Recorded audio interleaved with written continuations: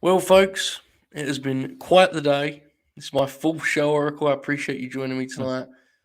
We have a Dynamite review, and boy, do we have a lot to talk about. It was quite the night, as you said when we came on here. Eventful, to say the least. Much to get into, Oracle. How are you this evening? I'm well. Have some dental work that'll have to be acknowledged and done, unfortunately, in the next few weeks. Oh my Um, goodness. Are you gonna be in the inactive list for the late night grin? Or we're gonna have to. uh, Unlikely. Okay, okay, Um, fair. Unlikely. I have a checkup on. I've had some pain, and hopefully I can salvage some teeth Yeah, because I've had too many pulled in recent years, yeah. and I'd rather just have them filled. But I also, um, root canals aren't really affordable in the United States of America if you're not insured. So that's really not an option. So it's either hopefully the dentist can give me a filling, or I'm getting, you know, I will Yeah. be too, all my molars are going away. It's okay. You pay the price with gum disease and eating too many sweets. So, That anyways, was. besides the typical Oracle health, Besides that, okay. besides Oracle's typical health problems. Monday Night Raw was fun. I actually went to a good Raw, which was exciting. Factual. Many people trashed the Tennessee crowd, which upset me greatly. The crowd was not fantastic, but they were good. I was live in the building. You don't know what you're talking about. Um, and uh, Dynamite was very good. We have lots to talk about tonight. Um, Okay, let's quickly tackle that though, because people are talking about it in the chat. Like this situation with Raw. Now, Oracle, I'm friend. You're my guy. I love you. You're my friend.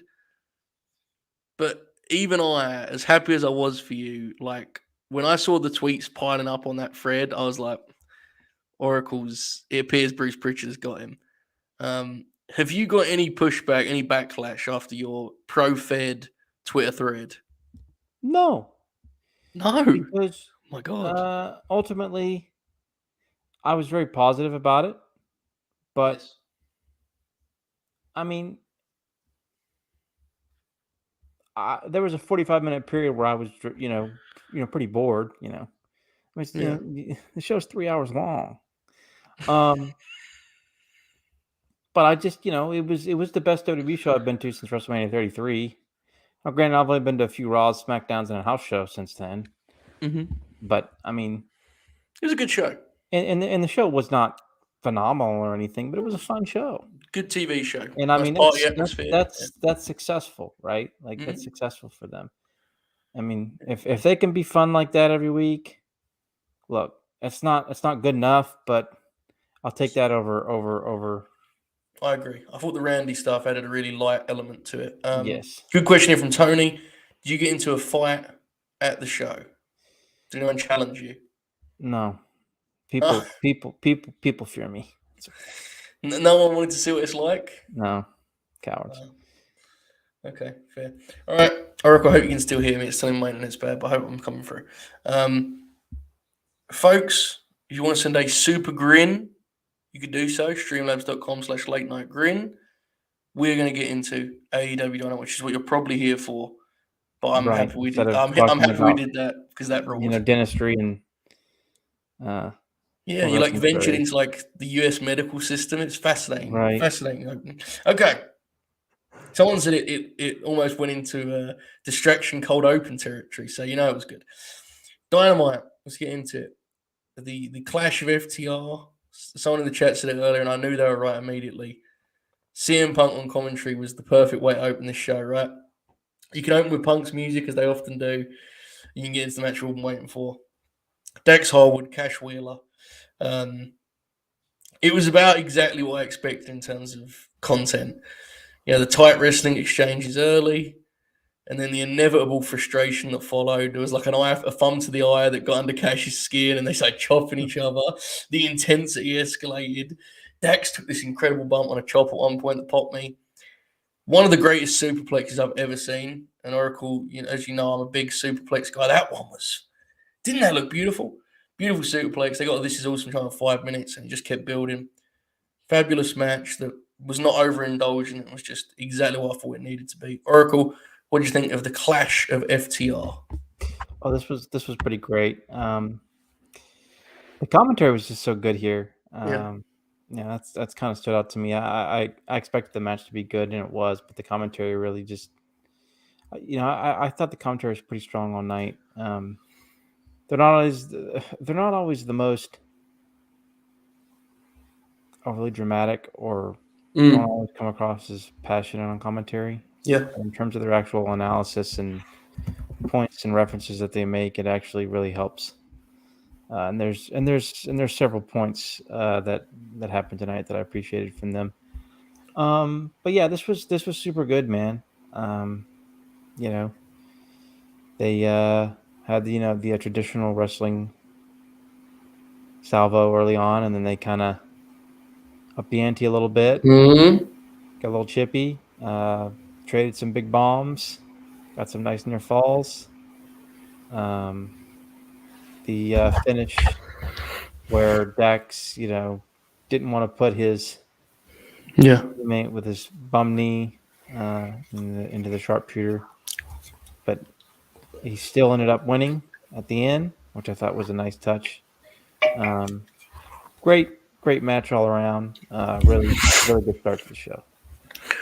As a fan of FTR, which we both are, isn't it fabulous to see these guys in this spot being treated like kings? Doesn't it feel good as a fan? I mean, it was a bit of a roller coaster here, but they may be the hottest act in the promotion right now, aren't they? It's a wild time. Very, very good argument that they are.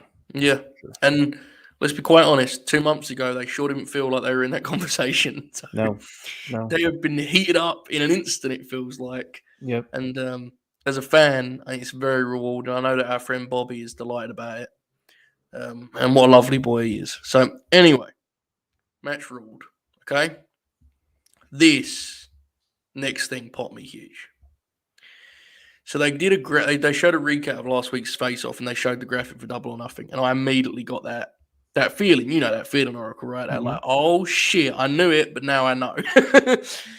And then they took this shot to the announce booth, and Punk got up and had the mic, and Philly just went nuts for it, didn't they? Like Philly just they popped for the graphic, but they popped most for oh, Punk's gonna talk, and he started walking down the route, and the place came up huge.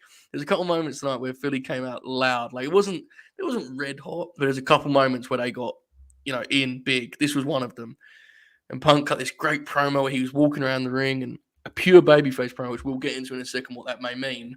Little Eddie Kingston shot too. Before we get into what this could mean, just the segment itself first, Oracle.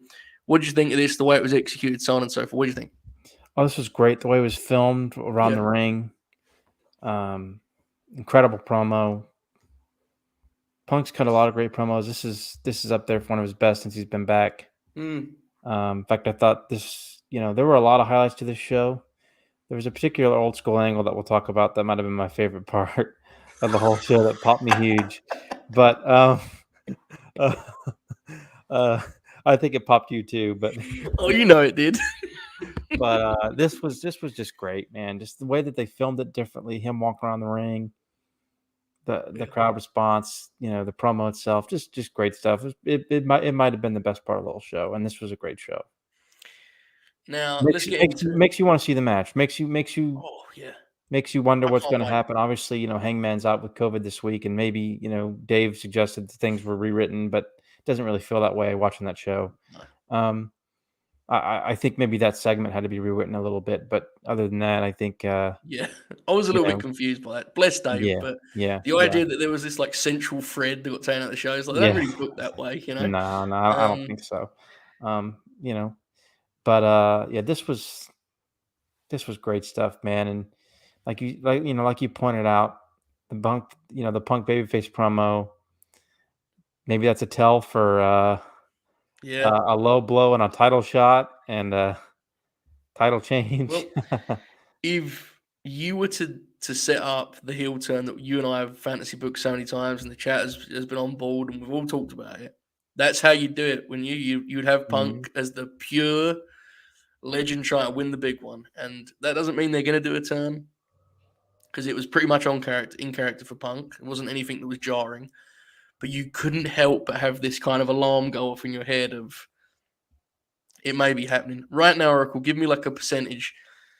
To turn or not to turn? Give me like a ratio. You 50-50, you 60-40 that he's going to turn? What do you think? Do I think or do I want? You can answer both. Let's do think first, and then we'll get into what you want. I think right now 60-40 turn. Okay, now is that on board with what you want, or? I think so, yes. Yeah. I trust Punk and AEW to be able to execute it well enough. I think the fans would enjoy it. And also, and everyone, look, I'm biased. That's my guy, but I got to say it. Him bringing out Eddie in this promo is particularly interesting if we go that direction, isn't it, Oracle? Particularly interesting. Yes. The one guy that said he was full of shit to begin with, that could be something. It'll be very, very interesting. Let me quickly show some love here to our pal Tony, not Tony Khan or Schiavone. Well, maybe not. I don't know. Whoever it was, Tony, we appreciate a wonderful super green. He says such a strong episode tonight. And Friday and next week looks so amazingly stacked. Bro, Friday looks fucking... Friday was like almost blow away, wasn't it? Yeah. Like, the women's trios match is really cool. Yeah, those... Wow. It's an exciting show they've got lined up. Next week, they're throwing stuff out again next week. They got the Deanna and Mercedes match, which is... And that really funny match they've booked for next week, too. Oh, what is it? Oh, yeah. Wardlow W. Morrissey. Oh, no. Bob Fish and Jeff Hardy in a singles in 2022. That match will be better than, probably Jungle Boy and Kyle O'Reilly. You're way more cocksure. I love Bob Fish, but fuck, that could be anything, probably not. But my hope is that it is, so that I can just worry worry that. Yeah, I can't speak. Wary. You're Yeah, fine. people should be weary of what I say on this show. That's what they should be concerned about. Okay, we have bad news here. Jack Crosby has tweeted. Oh no. Hang on a second, folks. If you're familiar with the late night grin, you're familiar with what's ahead. This needs to be done. Here we go.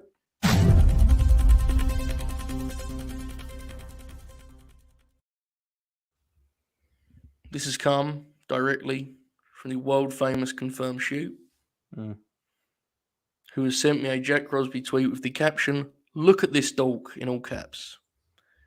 Jack Crosby tweeted, and I quote, "So, the Jericho Appreciation Society threw a fireball in Eddie Kingston's face.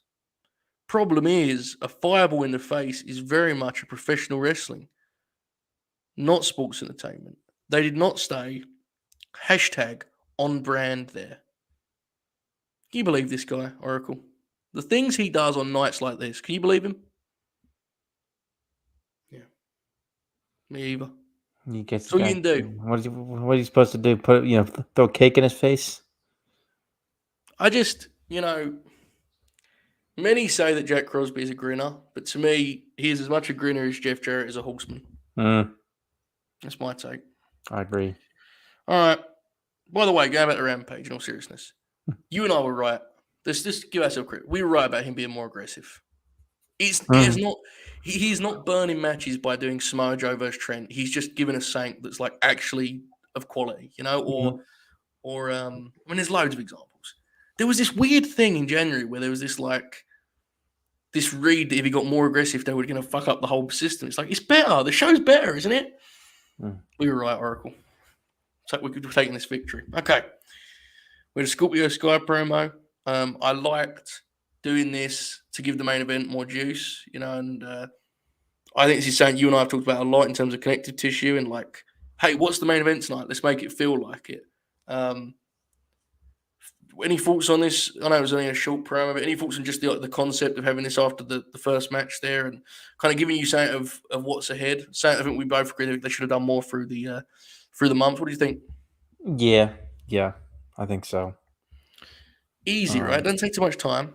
Mm-hmm. Mm-hmm. Okay. Blackpool Combat Club versus the Factory.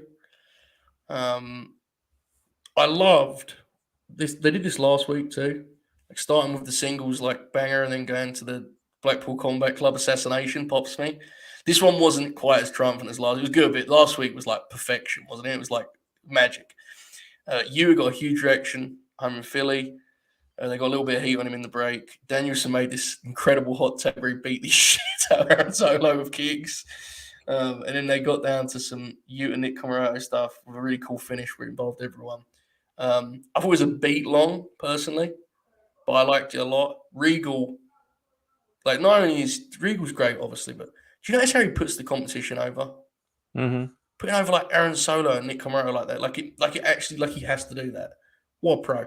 I liked it. It had a lot to live up to after last week's absolute just masterpiece of violence, but I still liked it. Eric, what did you think?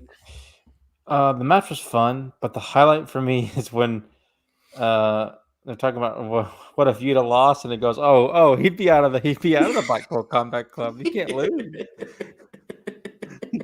You have to win. Fair. That popped me huge. I kind of want them to do that with someone now, don't you? Like they get new gear and they just get kicked out. Could you imagine? Oh, that's a Brian good angle Pillman down the Jr. line. That's a good angle. That's a good angle down the line with like Imagine Brian they. Pillman Jr. Oh God, they bring a fourth member in. Fucking loses, gets his ass kicked. Oh, could you imagine? Fucking rule. This was funny. Regal said the phrase "beat the granny out of them," and JR went, "A granny beat." Oh, no, they're very different. Don't say that. Speaking of granny, there was a granny behind me at Raw. Let me tell you, Oh, that it rules. ruled. That's It wrestling, brother. ruled. I'll tell you, she was so mad when Bianca Belair was getting double teamed. She's like, "Why ain't anybody coming out to help her?" Fair. Good question. I asked the same thing. I thought the same thing too. Anyway, sorry for Oh, that filth, that's awesome. I love that. filth intervention. Just wanted to point out that Granny's rule. Factual. Where are we at? Are we still all in on this Blackpool Combat Club? Oh, Isn't yeah. it fun? Yeah, Oh yeah, for sure. absolutely. We had another segment with Britt Baker, Jamie Hayter, and Tony Storm. Ruby Soho ended the deal to set up some sort of tag, I'd assume, in the coming weeks. It was an interesting choice to have these women to get like together again. It was like, what? They hardly had anything to say last Friday, Tony. You have to bring it. But at least we got the Ruby thing here. I was glad to see her back on Dynamite. These segments are very much just there, aren't they, Oracle? I don't think they're adding much juice to this tournament, unfortunately. Ruby added a little bit more to this one. Yeah. Yeah. Yeah. And she's also someone who is. It's funny that of all people, someone who I think feels confident enough to sort of like go tit for tat with Britt and like because Britt will just say whatever the fuck she feels like, and I feel like Ruby is someone who can defend herself fairly well. Or at least she comes across as that way, which is nice because there's issues there. So Indeed. But yeah, it's a way to get them on TV. Be nice if they could get their women's world champion on TV, but yeah. Well, there was that one shot of her looking at the screen, Oh yeah, that was big. I think she's almost hit 5 minutes at this point since winning the title on Dynamite. So anyway, dude, this next thing, execution was kind of wacky the way they did it, but I popped huge. The tag champs, Christian was kind of mean for a minute, and they opened up the challenge for the tag titles. And they didn't wait 3 seconds between this challenge and Ricky and Hobbs entering the scene, which is like the dumbest thing ever. But because they're so awesome, I still popped. I was like, oh, fuck, Team Taz are going to win the tag titles. I don't know if they are, but Ricky Starks feels like he's gone up a gear in this last few weeks. You and I talked about it, right? He just feels locked in, and this act's always been money. Shout out to our pal, the Confirmed Shoe, who noticed immediately they were ranked and was like, I've got an idea for the title switch. Are you ready? Yes. There was a famous tag in the late 80s in All Japan. Giant Baba and Russia Kimura. Oh my God. Teamed up against, I believe it was Hansen and Tenryu, I think. I think they were a team. I think that's what it was. Yeah, Hansen had a lot of partners through the years. Yeah, Like I think Tenryu was his partner in this case. Mhm. It could have been What Kawada. what It was incredible one or the other. comparison this is It was immediately. one or the other. But there's right away they attack Baba right away. Mhm. And like give him like a big tope, and they have to like massage Baba's heart and chest and stuff, and like all this stuff, and like he's selling on the floor, and then Kimura has to like work the whole match. He's getting beaten down or whatever. They need to do that, but take out Luchasaurus, not just because people cheer, but so we don't have to see Luchasaurus work, and they can just like take him out and like Come on now. This is they could take him out and take out his leg, and like his really slow tail whip. It won't be effective, so he's like getting like his he's getting like his quad massaged and stuff, and he can't. Jungle Boy has to work the whole match, and then like Luchasaurus makes like a really shitty valiant effort to try to come back, and just like sub giant Baba level at it, and they lose.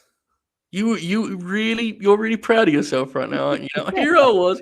I thought you were about to have some deep cut on a great finish, and it was merely a disguised Luchasaurus stunt.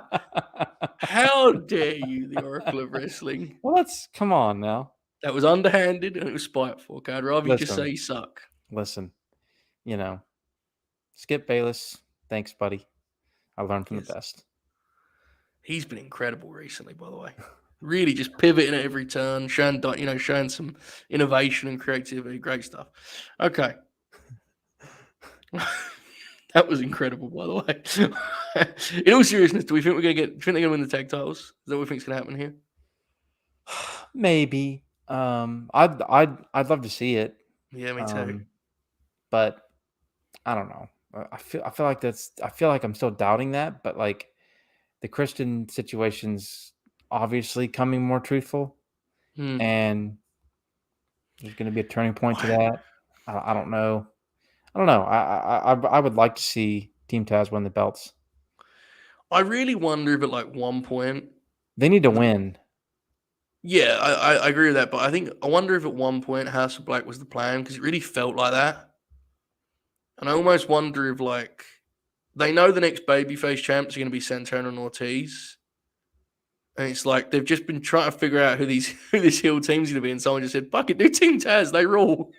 If so, God bless whoever that was, because I'd like to see them win them. I agree with you that like they just got that win over Keith and Swerve. I feel like undercutting that by having them lose to the champs would just be like, it's not terrible, but it's just, I want Team Taz to be like top guys. I don't want them losing here. So we'll see. I'm excited to see more hops and starts as always. I think they've really been shining this last couple months, which is good. Okay. Lance Archer on Wardlow, a match I definitely remembered happened until I read my notes.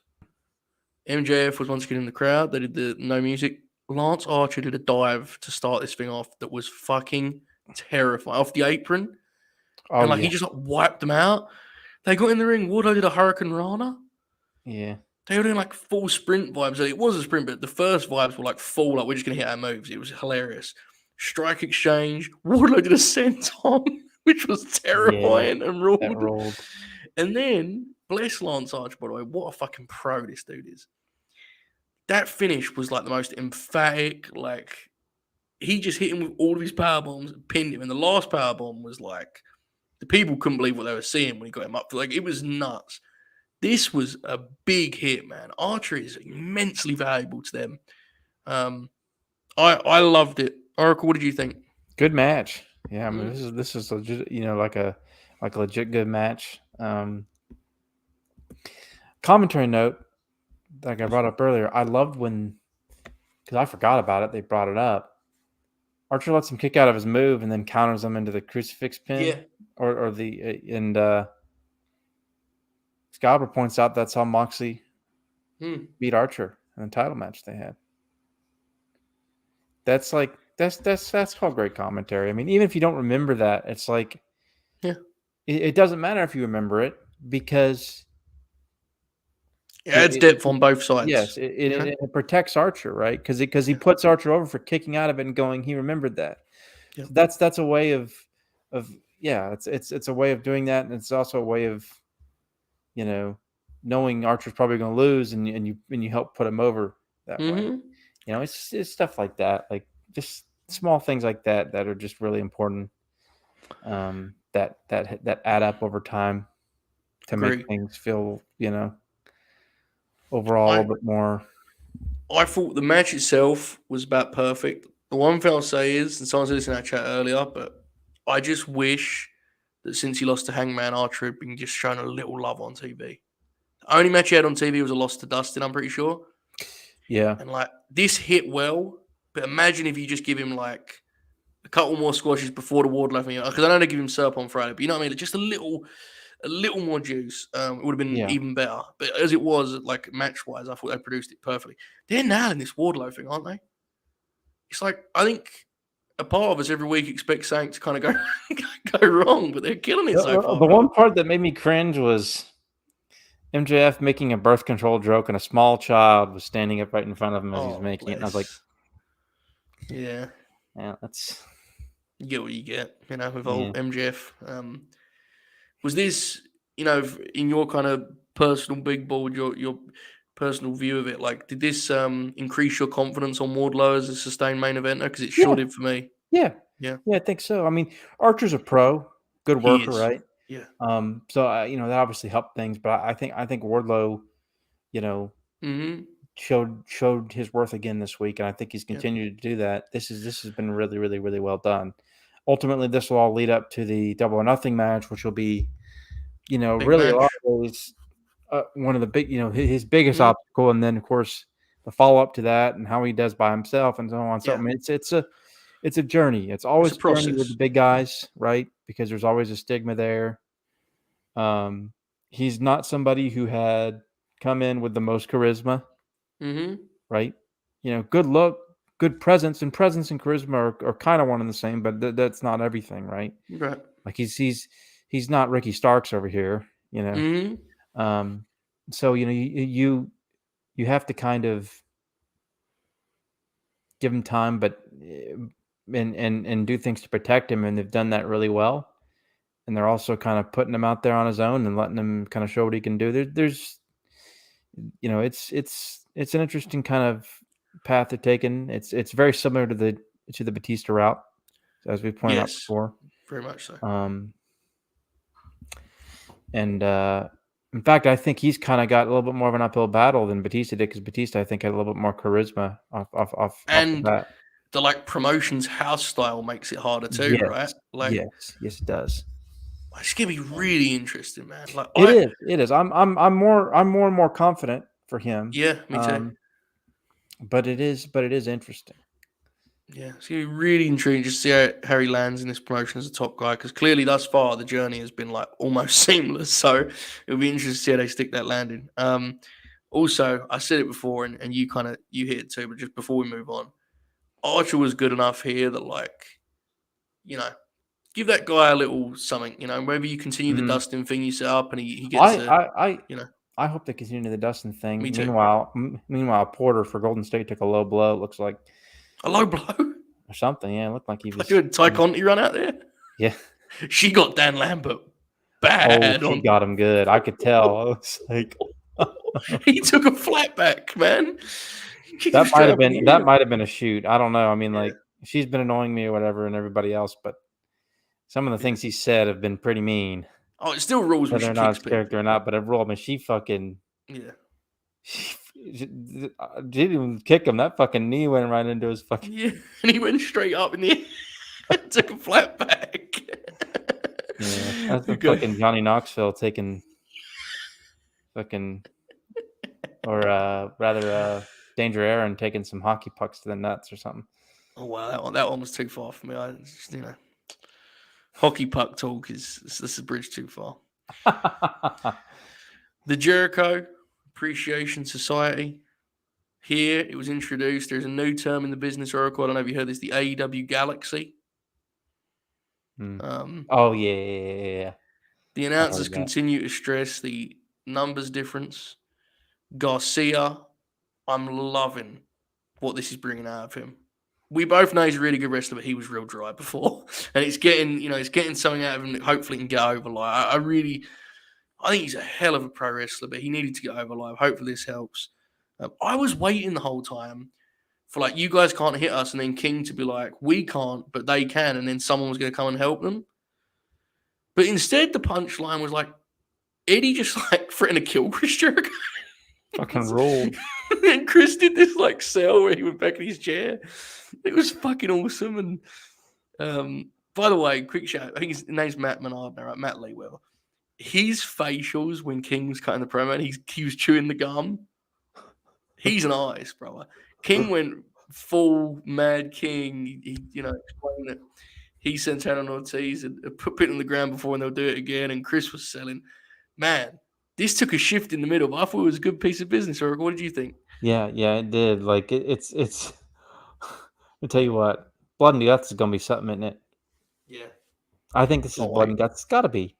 Has to be. It's like you killing think they him. do it a Double or Nothing? Like in the middle of the show, or do you think that's a mistake? Do you think they do it like on TV? You think they do it on the Dynamite in Vegas before Double or Nothing, and not even have a pay-per-view? Really interesting. Pay-per-view is, I could see it working, but the problem is what you said, it'd be in the middle, you know? Do you think they main event the first shows in California the week after?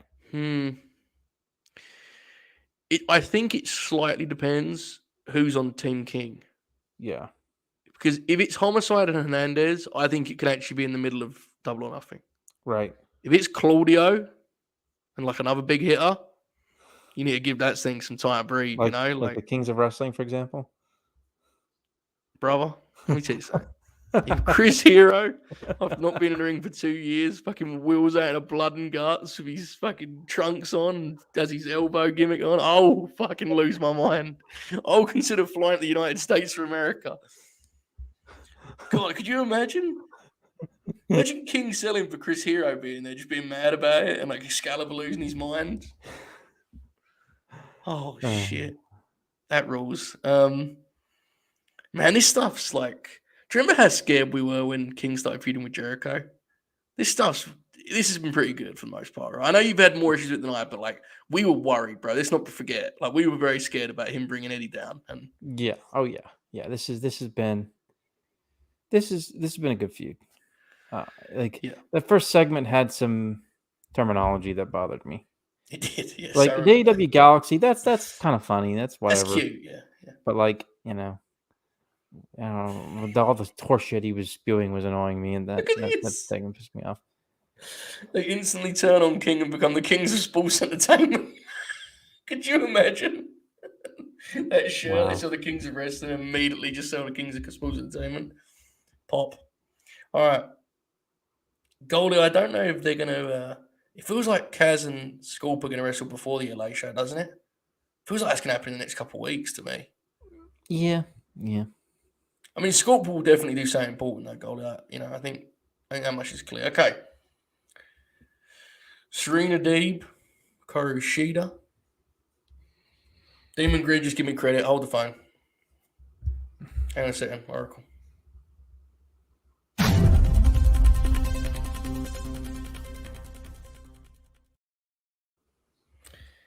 Taking my obvious bait, in which I pretended I was concerned about something I was actually confident in, Demon Grin has stepped forward. To his credit, he says, to your credit, Joe, you were pretty confident about these two bringing the best out of each other. Well, I appreciate you, Adam Cole Bebe. Thanks for showing love in the chat. Would you like me to highlight that with a yellow highlighter? To your credit, Joe. Yes. Yes, exactly. I know we've had our issues in the past. I know that I've addressed my enemies often, but I do appreciate that. I'd like to thank Adam Demon Grin Cole for his comment there. Just do me a favor, man. I know that the Americans aren't watching those picture-in-picture segments. Just give me a little say, okay? Maybe kick the leg. You have to grab a headlock every time. I've got love for you. Okay. Serena Deeb, Karu Shida. It was nice to see when this time slot they were at the top of the hour, I believe, right? The crossover. They got straight to it, man. The intensity was there. The physicality was there. I loved the cut off on the chair, leg first. And in the ad break, she was beating the shit out of Shida's leg, man. It was vicious. Then she threw the powder. At one point, it was like she was just battering Shida. It felt like she took the whole match at that point. I love the part where she did the blind kendo swings, pop me. She went over. By the way, when she went over to clean her eyes and put the water, I was convinced they were going to do something to Kip Sabian because he was sitting right there, and Punk walked past her, and I was like, "Surely this is the night." It was not the night. Kip Sabian, I don't think we'll ever do it. He's going to sit in the crowd. God bless. Sheeta made a big comeback. We got some holy Sheeta chants that were really there, and it fucking felt good to see them get that. And then that extended finish from Serena. Detox on the chair. Serenity lock. She smashed her leg into the chair. Eventually submitted her. I thought they rocked it, bro. I was really happy for them after a long feud. They had a lot of good wrestling. I had my concerns about the heat. They were there for it, and they made the most of it. Oracle, what did you think? Great match. Cowboy hat emoji for Sheeta. Moving on. The match was excellent. Yeah, that leg work was vicious. Deeb can work a body part like nothing. Her technical work in terms of working over a limb is just outstanding. The some of the shots with the kendo sticks are super violent. I loved the powder stuff with Sheeta. She sold it so well. Yep. It's just that pops in when you can do that really well. She just there's an art to it, and she really did a good job with it. Love Deeb selling the big shot, as somebody pointed out in the chat. Her selling of the big kendo stick shot from the blind swing was great.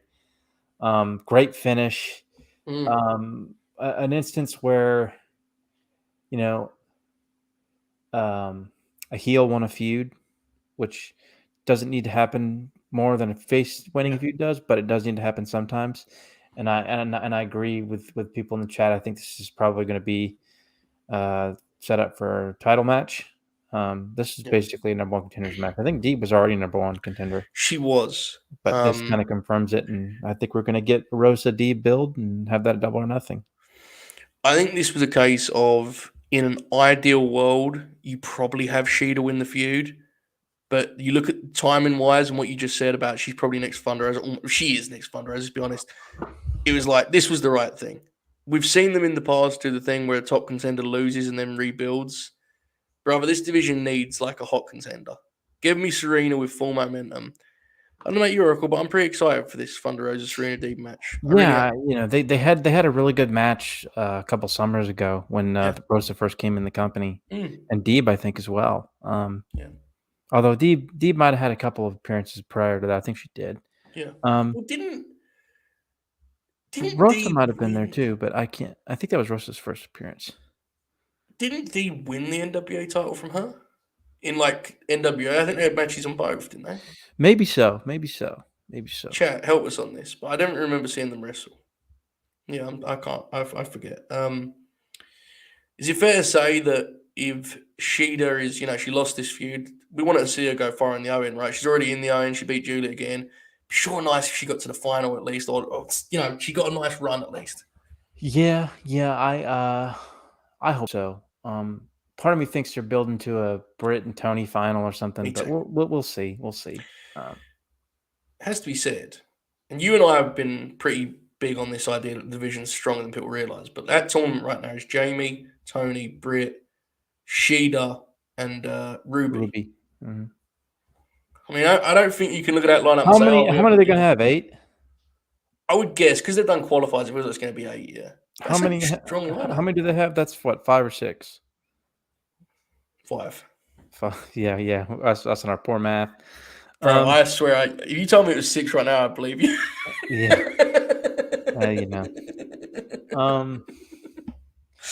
The 3 more qualifying matches. Well, the tournament's supposed to start on May 11th, isn't it? Yeah. You're not doing one Friday. They're doing trios on Friday, so they could probably announce another one on Monday and have 2 men and women's. Unless they do the final entrant is a mystery. They don't do a qualifying match. But then there'd be 6 people. No, but I mean, they do 2. Like next week, they do Dynamite and Rampage qualifiers, and then you have there's a mystery. How many have qualified for the men so far?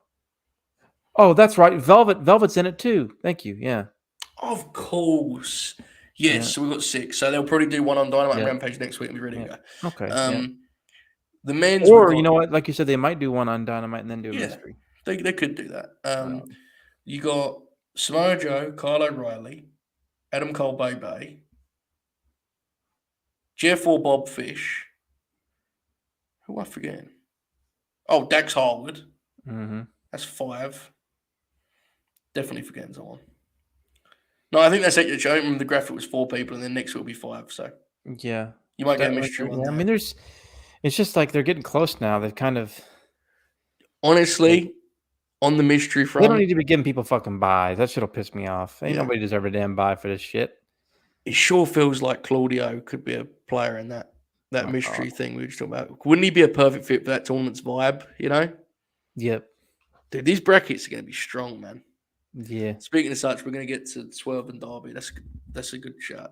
We're going to get to it's coming up. Okay. Firstly, big pop for this, Oracle. MJF seemingly called W. Morrissey to come and fight Wardlow. And, like, if it isn't W. Morrissey, and this was just like a red herring, that is the funniest thing they've ever done. And if it is W. Morrissey, that is somehow funnier. I can't decide which I prefer. Your immediate reaction when he said you can't teach that, because I legitimately cackled. It popped me. I thought it was hilarious. What if it's Enzo?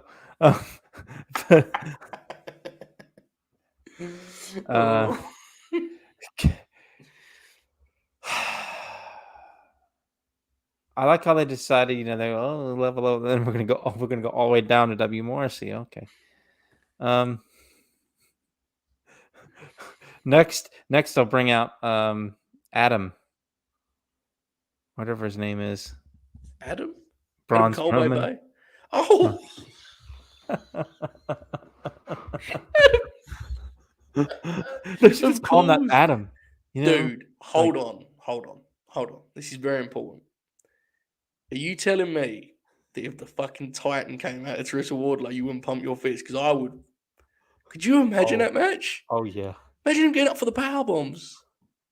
Oh, he totally fucking dead weighted. I'm all in. Wow. See, here's the thing, genuinely, like, W. Morrissey has been pretty good in Impact. And he seemed, and like, I swear, folks, if I'm missing a deal, I apologize. You ever talk to the Great Miz Mark about Adam? I have, yes. I thought you were going a different direction. I think the Great Miz Mark is here. In fact, that may have just been him in the chat. The great man. Enjoying Dynamite. Yes, we love you, brother. So. We love you. W. Morrissey's actually pretty good in Impact, and he seems like a really good guy that everyone's happy he's like doing well. It being him is objectively funny, though. It's not even a knock on him. It's just funny. Like, it is what it is. There's nothing wrong with it. It's just funny, okay? Yeah, let us laugh. It's not laughing at him. It's more the situation. Okay. House of Black. My first thought while watching this was Oracle popping at this is an incredible thought. So they have like Fuego, like a spotlight, and they're going to take his mask off, and then it appears that Alex Abraham is just talking, like, no one in the world thinks Alex is talking. And he's doing like the Ole Anderson voice for the Shockmaster. And then Penta comes out, and Pac comes out, and Pac got a big pop, and Phoenix revealed himself. Of course it was Phoenix, but in fairness, how crazy did Philly go for this, bro? They went nuts for Ray Phoenix being. It was obvious it was him, but it popped them. Execution was different to almost anything they've done. And in this particular case, it worked. It bordered on like absurd, but it was pro wrestling. It had charm to it. We got a little Bud Matt for Ray Phoenix interaction. Feels like I should just book this trios for next week, man. We've waited long enough. Just book the thing next week. All of this hit. It was the kind of thing that if you pitched it to me, I'd have shot it down immediately because it seemed too goofy. But like, it worked. People loved it. Yeah. What do you think? Oh yeah. It worked. I mean, Phoenix came back. People loved the guy, except for me. No, it's I'm glad. Seriously, his injury was not as bad as it looked, and he's only a couple of months, and he's back, and get the trios match up and running next week. Give them time to do their thing. Wrap this sucker up. Mm-hmm. I really want to see a Blackpool Combat Club and House of Black feud. That means House of Black ought to win this feud, and they should really. You could do What I would do, honestly, now that you've said that, you probably have Phoenix beat Bud Matt on TV and then do the trios. Right. There you go. Because you did enough tonight where you could book that match logically, right? Mm-hmm. Right. And right. like Bud's the guy you beat, and that match would fucking rule. So Right. that's probably the way to go, I think. Really, in all seriousness, and I know you have your fun with Ray Phoenix, but as you said, that injury was so gruesome. Happy to see him back, and the crowd was, crowd loved it. Speaking of Tony Khan's aggression oracle, chat was mentioning it a minute ago. Swerve and Darby Allin, big thing. We talked about how last week they just threw the graphic up for Dex and Cash, and then on Friday they did pre-tape. And earlier this week I was saying that if you just switch the order, it works. How much better was it having the announcers frame it that way, sending it to a promo segment, and then when the graphic showed later, it already had some gravity. It wasn't like wait, what the fuck are they doing on Friday? Way better pacing tonight. 6 matches feels like the sweet spot for them. Way better pacing. Right. Swerve and Darby, what do you think of the segment? And then Bolton then booking this match here as an Owen qualifier. Craziness. What do you think? Yeah. It was definitely, they gave it time to breathe, and people, gave them the ability to sort of comprehend and think about the match instead of just going, Excalibur going, next we got Dax Harwood and Dax Harwood. I'm like, what? Yeah. By the way, Excalibur does not do that with any stumbling or anything at all. He's like Jim Cornette cutting the promo in the 80s and 90s. Just no breath all the way through. He's a pro, man. Yeah, it's quite impressive. But who you got in this one? Darby?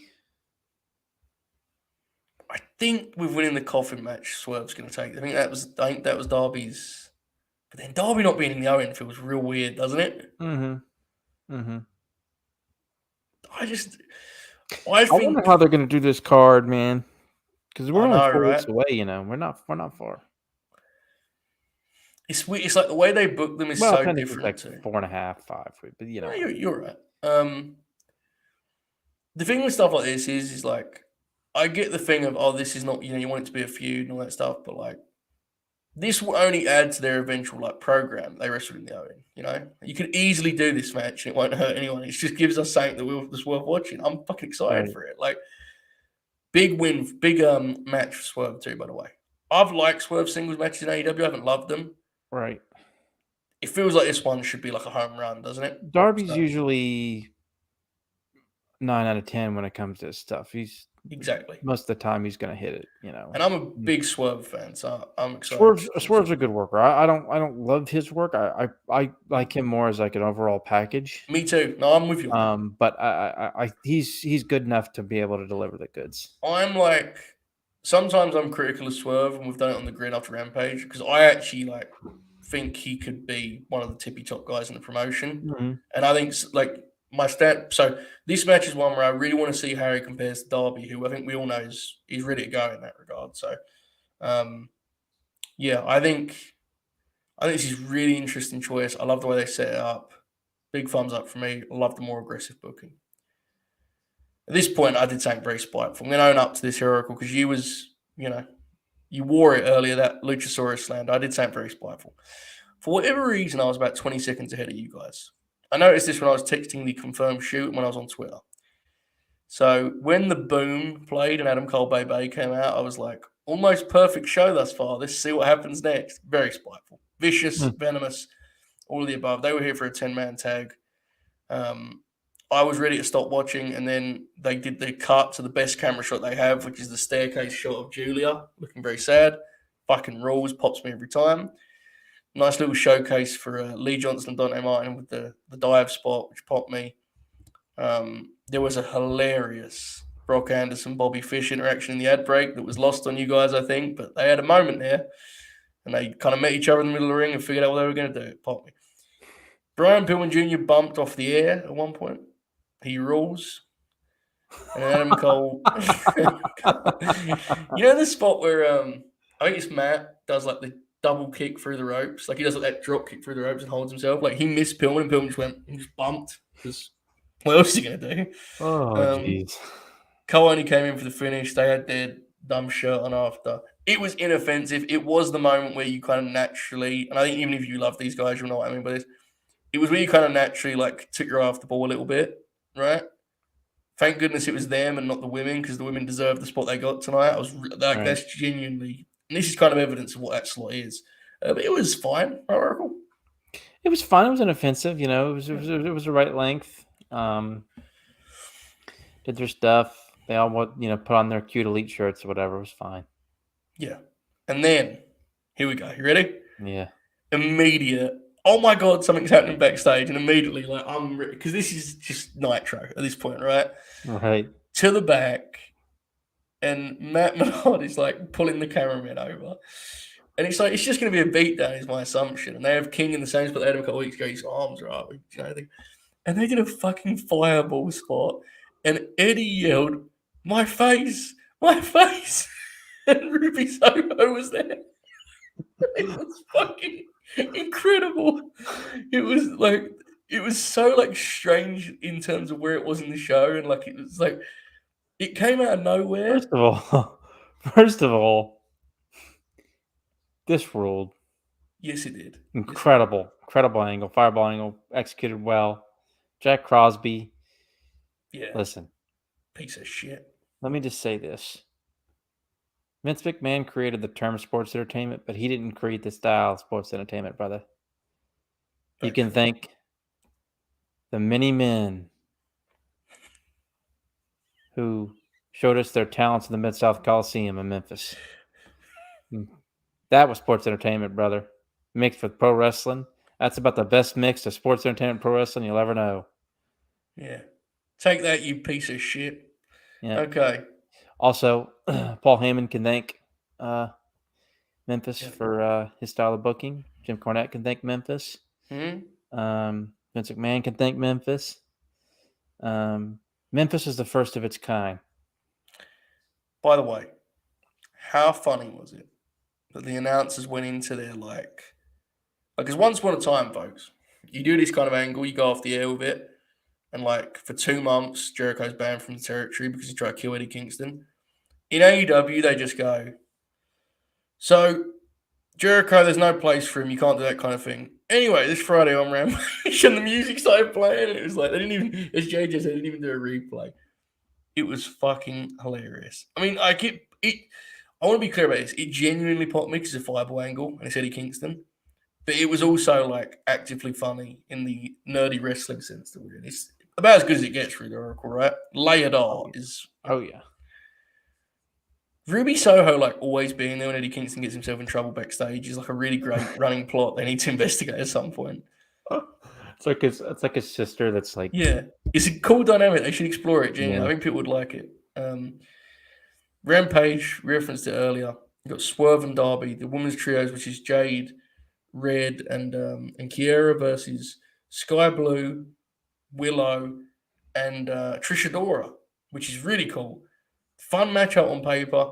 You got Keith Lee getting I assume a squash match with Colton Gunn, which means it'll probably go 15. Trent and Samoa Joe. Oracle, any quick thoughts on the Rampage we'll be reviewing in a couple of days on the Late Night Grin? Looks to be a really good show. Trios match looks very exciting.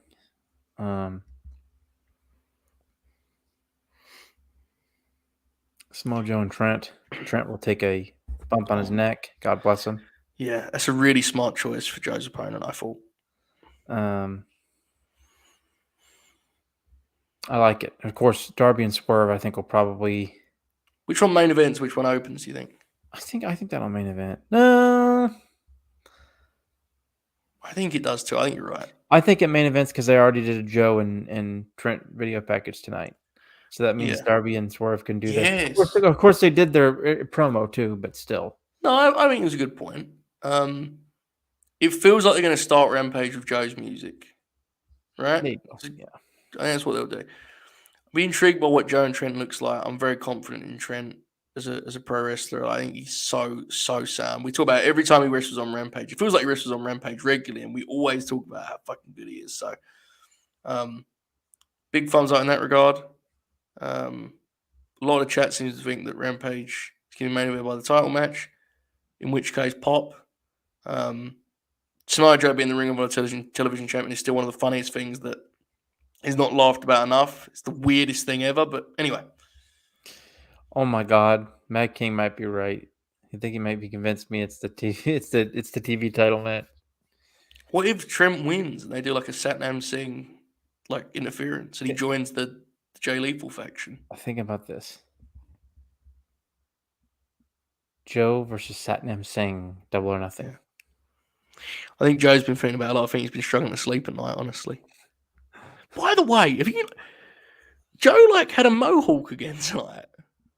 Yeah. I mean, he's hanging on, but it still grows in pretty good, doesn't it? I was like, wait, what the fuck? He looked like he was in 20. You remember when we did the Green Grappler and he did that match with Aries and Angle, and he had that like really weird like half mohawk. He has it back, brother. Do you watch everything yet? The Green Grappler? Oh yeah. I finished today. Let me tell you what, buddy. Yeah, I'm excited. I'll tell you what. The 5th match still holds up 10 years later almost. Do you know that's the first time I'd seen it? What? The Battleground tag? First time I'd seen it. Isn't it damn good though? My God. It's magic. But with like Ring of Honor matches, sometimes you'll like put them over on the show and you'll be like, I don't think I've actually seen it in full. That's one of them for me. I knew of it. I'd seen clips. I'd never watched it properly. There was a couple of matches like we'll get into it tomorrow, folks. Green Grappler, 6 p.m. Eastern Time, Dustin Rhodes. Talk a little bit after the air a little bit. But yeah, I'm really excited. Okay. Also, I want to do this is a good point. Hook Danhausen thing got a crazy pop. Absolutely true. Okay. Donna Purrazzo's on Dynamite next week. Scorpio Sky versus Sami Guevara, ladder match for the TNT title. Firstly, the boos when Sami's music hit was something. Well, that was wild, man. It was like, Jesus, really, it's got that heated. Okay. Scorpio had a nice shine. They did a German suplex on the ramp, which looked brutal.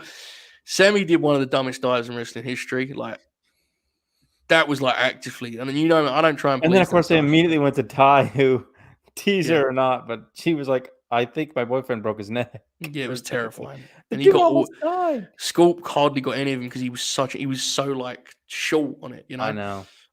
Such a stupid spot. Philly was. I got the sense the crowd was actively concerned that he was like genuinely hurt. They went very quiet in the ad break. Then they woke up when Ty hit Scorpio, which popped me. There was the spot with the cutter was smart. The role reversal on the big car. That was really just a simple thing that worked, and the crowd knew what they were going for. There was a barbed wire bump out of nowhere, which was just like incredible amount of excess.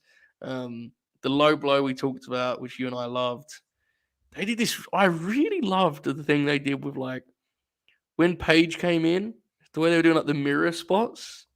Let me tell you something about Paige. I like Paige. I like her charisma. I get it. She's and this is an issue with a lot of trained MMA fighters, and I know Ty has a little bit of that in her background, but Paige and Ronda and people like that, their strikes, they hold back on them. And I know Ronda especially isn't known as a striker, but like no, but she's still no, you're right. Yeah. But I think it's because I think a problem with a lot of MMA fighters is like unless you're Brock Lesnar who just doesn't give a fuck and somebody like Braun Strowman pisses you off and you just fucking light his ass. You don't often see Brock just throw punches, right? Right. So because it's hard for them when you're a trained fighter and you train so much. Yeah. Your reaction is to fucking fight, dude. Your reaction is to throw that strike and not let go. So when they have to train themselves not to, they're training so hard not to do it. Their strikes look bad. Their strikes look bad because they don't want to hurt somebody. It was especially obvious when they cut from Scorp's body shots, his shots always look great, don't they? And they cut to poor Paige and she was trying. Absolutely. This one was a better example of the mirror thing looking good, was the double kick out of the corner, Sami, and obviously the spot where they climbed up. I have to say, folks, and I mean this with the utmost sincerity, and I can't believe I didn't expect to be here because I wasn't even particularly excited for this match. But when my brain began to piece together that Scorp was going to do this, I got real fired up out of nowhere because I kind of just thought it was a formality that Sami was winning. And I was like, he's going to push him, he's going to fall into that barbed wire that was set up there.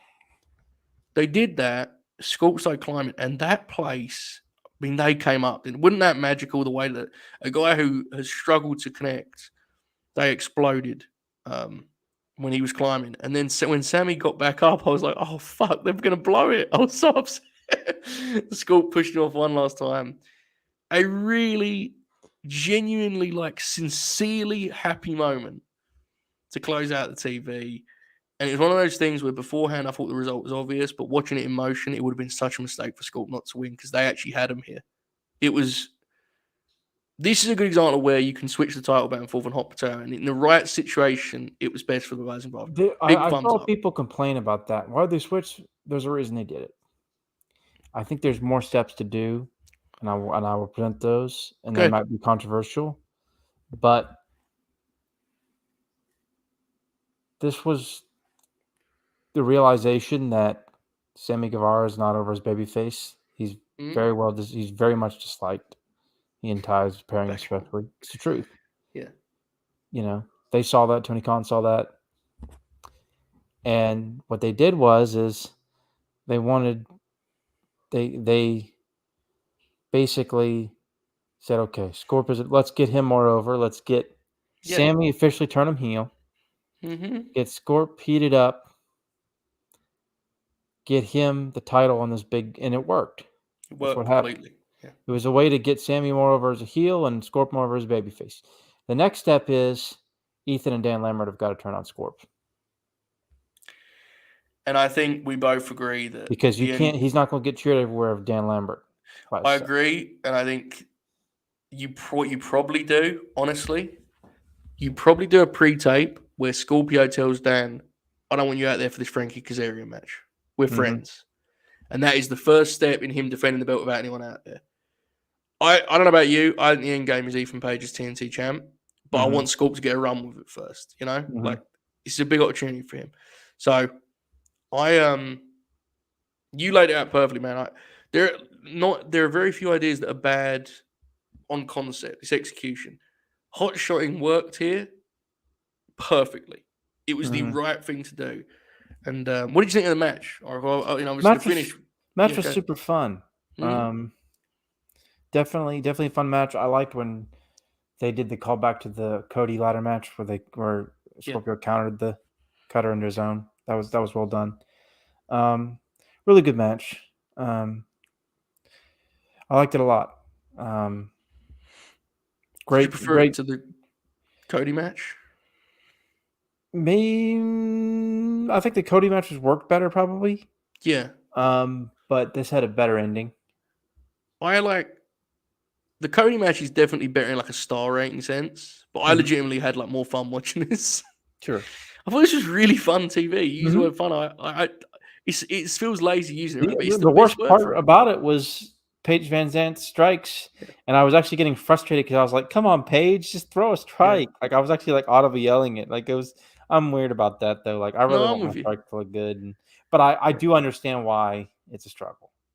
But it's like and it's also Paige Van Zandt. She hasn't even started really yet. So, but it's just. But it was still better. You're right, but like her presence there popped me. Like having her come out and the crowd reacting to it. Right. It was fun, man. Like and they're right. Reese is right. We still got the mixed tag. The turn could be there. Although I think Sami and Ty maybe steal that one. Yeah, it feels like after this, yeah. But there might be. It might be because of some Dan Lambert miscommunication, and then I still think he says, "I don't need you out there." Yeah. For Frankie, and then they kind of go from there. This is a good example to me of like why TV wrestling is interesting.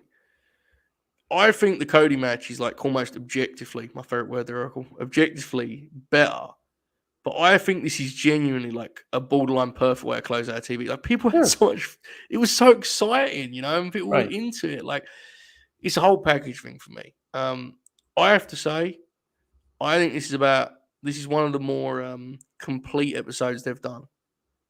It's part of that, honestly, is that it's really nice to be able to praise a Dynamite and not have to put the asterisk of, and the women's match suffered, and like the women, they rocked it. That was one of the best matches of the night.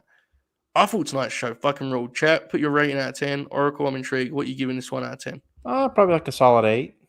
Yeah, it feels like that's the ballpark, right? Yeah. I think I'm honestly nearing a 9. But I had a lot of fun with that main event. I think if I rewatch it, I'll be like lower on it. But I thought it was a blast, man. I have very little problems tonight. I think I'm at a 9. The only thing stopping it from being a 10 probably there wasn't like a classic. Like that's probably you need to Right, go over the top. right. But That's but that's always a rarity. Even on exactly, Dynamite these days, it's a rarity. You don't get that every week. yeah, and that's the only reason. Like, because you obviously, I don't want to sit here and give them out every week. So that's probably if I had to Right. explain. But genuinely, for what they were trying to do, it felt like they pretty much hit across the board. And I think you and I have talked a lot about the second hour drop off. They mostly maintained tonight, mostly, right? Like, Right. and that's a big thing for them. So Mm-hmm. big thumbs up, Oracle, as we look towards the aforementioned Green Grappler. Any final words or comments here as we wrap up? No, it was a great episode. It looks to be a fun Rampage coming up. Yeah. Gwen Grappler tomorrow at 6 p.m. Eastern. Late Night Grin at 11:05 Eastern. We pretend it's 11, but it's really 11:05 Eastern. We'll start selling it now. Late Night Grin will be on at 7 or 7:05 Eastern next Friday, which I will not be present for right away because I'll be had just arrived from my parents for Mother's Day weekend, and I will jump on that show a little later on, but that's a week away. Always love to break production news to Joe live on the air. I hope everyone enjoyed Dynamite. Seems like they did. Excited for the rest of the week. Oracle, thanks so much for joining me. Folks, this has been quite the day.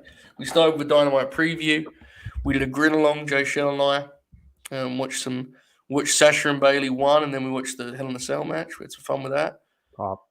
Then, over at Wrestle Purist, we did our list of the best workers in WWE. A list that would make Oracle very mad, but I was only the host. Merely, I was innocent. And then, of course, doing this for Oracle. I appreciate all the love. There are a lot of you there for all of those shows, which is crazy to me. We're rocking, man. We're doing our thing over at the Grin and even at Purist now. It's a lot of fun. We appreciate all the love. And again, tomorrow, Green Grappler. And we're real excited about it, right, Oracle? We are. It's going to be us. It's going to be Katrina Alex. It's going to be Bobby O'Neill. Maybe a couple of video messages. I do not know yet. But much to look forward to, including, by the way, also Retire the Rankings. Jay Shell and I's new show on Friday at 5 p.m. Eastern Time. So, much to discuss, much to look forward to. But in the meantime, enjoy this outro, folks. All hail.